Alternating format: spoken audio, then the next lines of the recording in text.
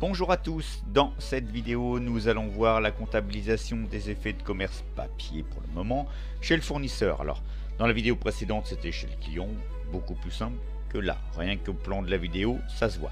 Donc on commencera par comptabiliser une facture de vente, puis on verra ce qui se passe à l'échéance avec l'effet remis à l'encaissement ou avant la date d'échéance avec l'effet remis à l'escompte. Et vous terminerez par une application corrigée comme d'habitude.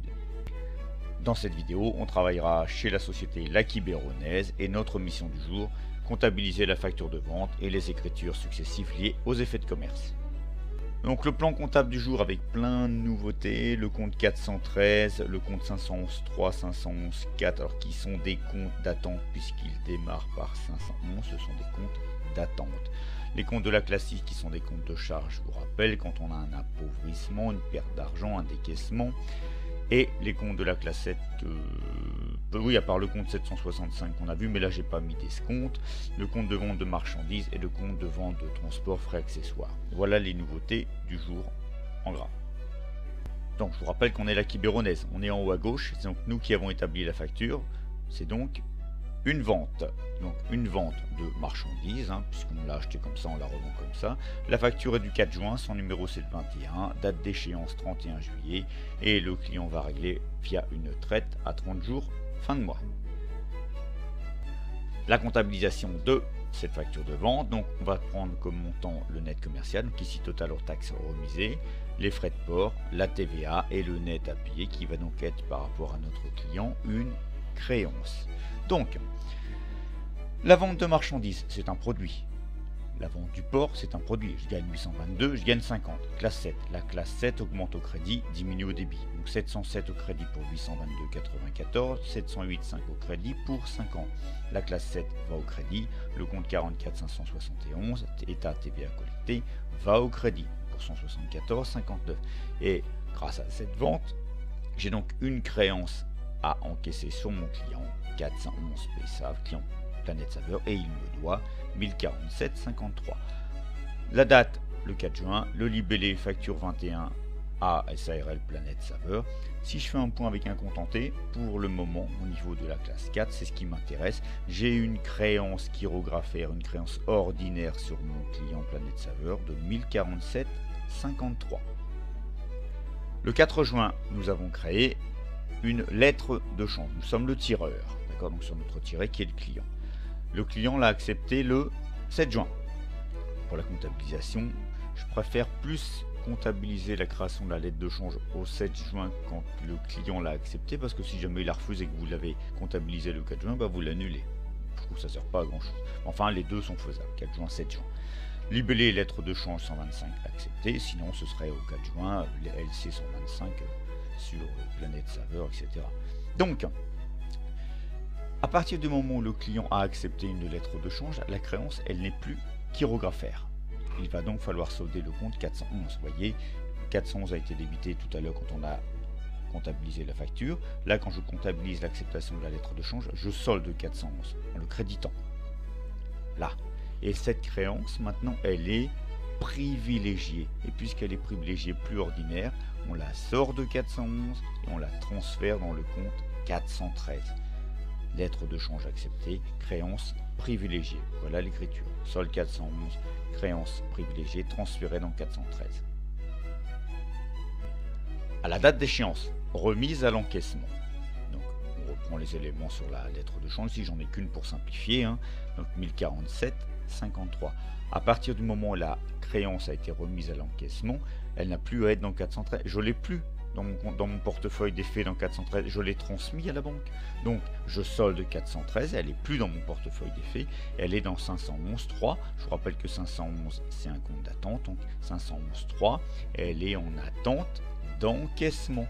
Donc je solde 413 en le créditant et je transfère le montant dans 511.3 pour 1047,53. J'attends l'encaissement. Vous voyez qu'au fur et à mesure, c'est des tiroirs. 411 a été soldé tout à l'heure, maintenant c'est 413 qui est soldé. L'avis de crédit reçu de la banque le 2 août. Donc écriture qu'on va passer le 2 août en libellé avis de crédit LCL. LC 125 encaissé. Donc ma lettre de change, je l'ai encaissée, elle n'est plus en attente d'encaissement. Je vais donc solder 511,3 en le créditant suite à l'avis de crédit, et ma créance maintenant je l'ai encaissée. Donc en partie, j'ai pas mis tous les comptes entiers pour pas alourdir, mais bon, j'ai encaissé à ma banque 1040,33, donc 512 1040,33, et puis le reste là j'ai des agios ici. Donc la commission frais sur effet 627,5 au débit, parce que je perds 6 euros, je m'appauvris de 6 euros, donc classe 6 au débit, la TVA 44 566 qui va avec la classe 6, donc 1,20, et puis j'ai perçu via mon compte banque 512,11 1040,33 et je solde 511,3. Vous voyez que on a soldé 411, on a soldé 413, maintenant on solde 511,3. La difficulté dans les effets de commerce papier, c'est qu'il faut parfaitement savoir à quelle étape vous vous situez. Voilà pour la remise à l'encaissement. On va voir maintenant la remise à l'escompte. Donc quand j'arrive à une remise à l'escompte, pour l'instant ma lettre de change elle est dans 413, puisque si je ne l'ai pas transféré cette créance en 413, je ne peux pas la remettre à l'escompte. Je ne peux pas mettre une créance qui est dans 411 à l'escompte, c'est impossible, elle est forcément dans 413. Donc, puisque je la remets à l'escompte, je la vends à la banque. Quand je fais une remise à l'escompte, c'est négocié auprès de la banque, je lui vends ma créance. Elle est à l'escompte, avec une particularité, c'est que si le client ne paye pas, la banque se retournera contre moi. Bon. Donc, puisqu'elle est remise à l'escompte, sortie de mon portefeuille, je solde cette créance dans 413, dans mon portefeuille de créances. Donc je la solde ici, 413 au crédit. Et maintenant, elle est en attente de remise à l'escompte. Donc, compte d'attente 511 et la remise à l'escompte c'est 511,4 au débit. Donc elle a été dans 411, 413 est soldé ici. Maintenant, on est dans 511,4. Donc le 1er juillet, libellé LC 125, remise à l'escompte. L'avis de crédit reçu de la banque le 2 août, donc remise à l'escompte, avec la valeur nominale, les agios. Alors il y en a beaucoup plus quand c'est une remise à l'escompte, parce que déjà rien que l'intérêt prélevé par la banque, qu'on appelle l'escompte. Donc, ma créance était dans 511,4. Remise à l'escompte. Ça y est, j'ai le bordereau, ça y est, elle est escomptée, elle est achetée par la banque. Il faut donc que je solde le compte d'attente. Donc je solde 511,4 quand j'ai l'avis de crédit. Et puis maintenant, je transfère ce montant-là dans la somme effectivement perçue sur notre compte, et puis les agios. Donc 512,11 pour 1027,93, ce montant-là, et puis après les agios, donc l'escompte qu'on enregistre dans le compte 661,6, intérêt bancaire et sur opération de financement, les frais sur effet, donc là on va mettre les deux commissions, 6,29 et 6, donc 12,29, et la TVA. Donc les commissions vont dans un compte de la classe 6, puisque je me suis appauvri de 12,29, compte de la classe 6 au débit. La TVA 44 566 va avec la classe 6 donc au débit. Et je perçois le net de 1027,93. Avis de crédit LCL, le LC 125 escompté, et on est le 2 août. Voilà, compliqué. Donc on a soldé 411, on a soldé 413, là on a soldé 511,4. Maintenant la créance elle est dans 512,11, soit ce n'est même plus une créance maintenant parce que j'ai été payé. Donc la somme d'argent a été dispersée, ventilée en 511,2 puis dans tous les comptes d'agio. Voilà. Voilà, et bien maintenant c'est à vous de jouer avec cette application corrigée. Donc vous avez beaucoup de choses à faire. Comptabiliser une facture, comptabiliser l'acceptation d'une lettre de change, une lettre de change escomptée, un avis de crédit reçu suite à une remise à l'escompte, la création, la réception d'un billet à ordre, la remise à l'encaissement de ce billet à ordre et l'avis de crédit correspondant. Voilà, et bien c'est à vous de jouer. La comptabilisation de la facture, donc on a 1000 € avec une remise de 3%, donc ça fait un net commercial de 970 ventes de marchandises avec la TVA, donc TVA collectée donc 194, le client nous doit 1164. Première écriture. Deuxième écriture, l'acceptation de la lettre de change 159. Le client a accepté la lettre de change. Je solde donc le compte 411 et créance ferrographaire, je vous rappelle, et je la transfère dans le compte 413. Donc, client est fait à recevoir mon portefeuille de créance client, créance privilégiée 413 pour 1164, 411 est soldé. Le 30 juin, lettre de change 159 escomptée.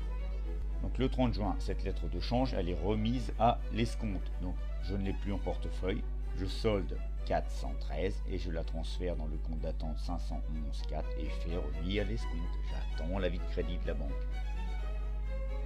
Le 2 juillet, c'est l'avis de crédit reçu avec un escompte et une commission de 7 € hors taxe. Donc le 2 juillet, ça y est, c'est plus en attente. Je solde donc le compte d'attente 511,4 de remise à l'escompte. Il est soldé et donc j'ai donc reçu 1148,81 avec l'escompte 6,79. La commission 7 €, n'oubliez pas la commission sur cette TVA, parce que je vous ai dit qu'elle était hors taxe, donc soumise à TVA. Donc si je fais 1164 moins tous ces ajouts-là, j'ai donc perçu un net sur mon compte de la banque de 1148,81. Le 3 juillet, je reçois un billet à ordre 165 de Planète Saveur, nominal 1200. Le 3 juillet, jusqu'à maintenant, cette créance-là, elle était dans 411, puisqu'elle c'était une créance ordinaire, chirographaire, donc je solde 411, et je transfère cette créance dans le compte 413 pour 1200 €, créance privilégiée 411, soldée. Le 26 juillet, BO 165, remis à l'encaissement. Le 26 juillet, puisque ce BO est remis à l'encaissement, il n'est plus dans mon portefeuille, je le sors donc du compte 413, 413 est soldé, et je la transfère dans le compte d'attente d'encaissement 511,3 et fait remis à l'encaissement pour 1200, 411 PSAV soldé, 413 soldé à ce niveau-là. Et enfin la dernière écriture, c'est l'avis de crédit avec une commission 6 € hors taxe avec la TVA. Ça nous donne donc, ça y est, elle est encaissée, donc le compte d'attente d'encaissement 511,3 est soldé. Frais sur effet, une seule commission 6 €. TVA 44,566 pour un 20. J'ai donc perçu 1200 moins les agios, donc 1200 moins 7,20 €, 1192,80. Et à ce niveau-là, 511,3 est maintenant soldé. La circulation de l'effet, elle est terminée. Quand il y a eu l'encaissement dans le compte banque, c'est terminé. Bon. Difficile, beaucoup de choses. J'espère que ça a été pour vous. Merci d'avoir suivi cette vidéo, d'avoir essayé de faire l'exercice, j'espère. Je vous remercie. À bientôt. Bonne journée. Au revoir.